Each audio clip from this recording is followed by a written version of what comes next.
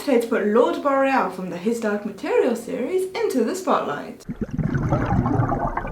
His Dark Materials is a trilogy of books that's been turned into a not-so-great movie called The Golden Compass and a much better TV show called His Dark Materials. For now, only the first season of the TV show has come out, at least in Australia, so I can only use the first season of the TV show for videos, so we're sticking with the first season. But that pretty much correlates to the first book and to the movie. Hence why this character spotlight is a part 1. As more seasons of the TV show come out and become available in Australia, I'll be able to make more parts of this character spotlight. Lord Boreal is an important person in Lyra's world. He is very high up and has ties in the Magisterium. What did Mrs. Coulter want with you?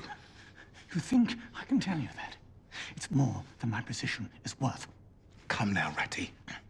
You mistake me for someone who cares about your position. Though we do meet him briefly in the first book, he mainly appears in the consecutive books. What we do know of him, at least in the first book, is that he's close to Mrs. Coulter. And with what we know of Mrs. Coulter, this tells us he's not really a good person. You're late. I've been busy. Where? Oxford.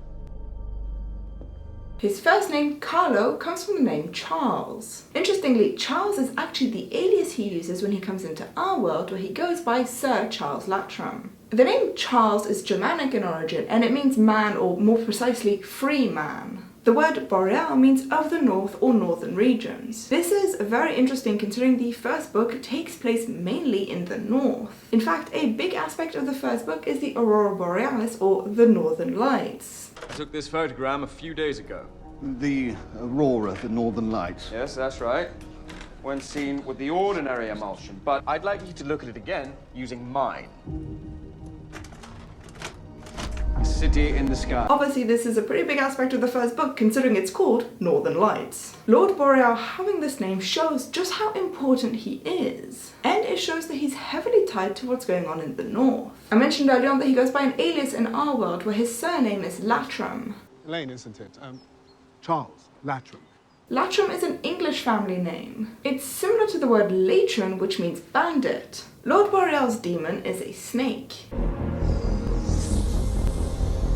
Though she's unnamed in the books, author Philip Pullman actually gave her a name for the TV show. He told the writers that she was named Griselle. Considering a demon reflects who their human is, it's very interesting that he has a snake. Snakes are often seen as cunning and dangerous animals. They're often described as being slippery, as in hard to handle or keep a grip on. This gives us the idea that Lord Boreal may not be as easy to control as some people would think. One important thing with snakes is you often don't see them until it's too late. Or maybe you do see them but you don't recognize that it's a dangerous species of snake until it's much too late. This is quite true of Lord Boreal, where at first you think he's actually a good guy and then you realize he's really not. What do you want me to do? I don't care how you do it.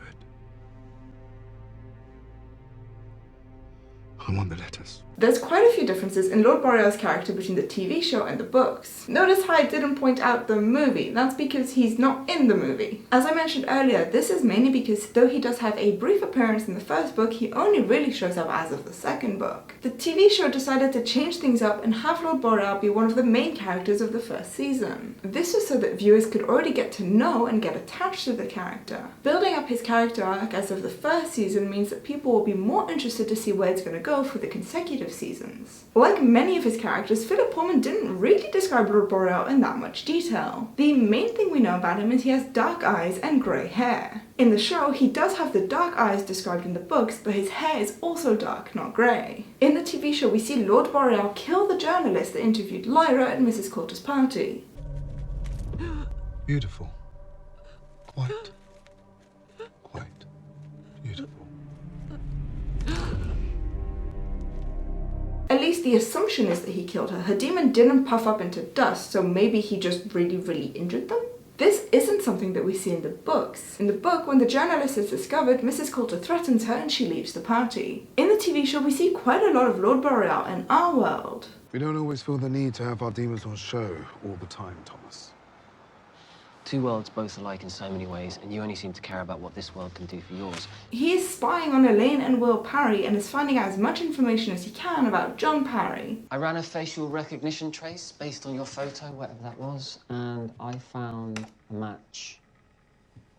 Colonel John Parry. We don't actually see this in the books. I mean, it's understood that this is what's going on, but we don't actively see this happening. In the TV show, he has an argument with Fra Pavel about the alethiometer. I need an answer. From the alethiometer. How can I get what Grumman discovered? You have neither his permission nor Father McFay. I don't need his permission. I just need your consent. Again, this is not something we see in the books, though it definitely could happen. The first book revolves around Lyra, so anything that goes on that doesn't have Lyra present, we don't really see. So it's very possible that Lord Boreal has this argument with Fra Pavel in the books, we just don't see it. In the TV show, we actually see Lord Boreal interact with Elaine Parry. I don't know who you are. Oh, you must. John and I were in Glasgow together. Must be 20 years. Again, this isn't something we actively see in the books, but again, the first book revolves around Lyra, not Will. So this could definitely be something that happens that Will just doesn't recount later on. We also see in the show that Lord Boreal is the one who discovers the man that Will kills. Again, we don't actively see this in the books, but it could definitely happen. Arian Bakare is the actor who played Lord Boreal for the TV show. He really enjoyed this character, especially the complexities and the evil side of him. Bakare's favourite scene is when he kills the journalist. He said he enjoyed filming the scene because it really shows who Lord Boreal is. It's someone who is full of pure evil and heartlessness. He doesn't think twice about killing this young woman. If you know who Mrs. Coulter is, then you know who I am. Correct. Please don't hurt me. What do you think of the decision of having Lord Boreal be a more prominent character in the first season of the show than he is in the first book? Please tell me in the comment section down below. And until next time, happy bubbles! Thanks so much for watching this video, and thank you to my Patreon bubblers for supporting the channel. If you want to see the other characters from the His Dark Materials series I've already covered, you can click on the box on the left. Or you can click on the box on the right to see the most recent video that I have uploaded. Thanks for liking this video, subscribing to the channel, and hitting that notification bell.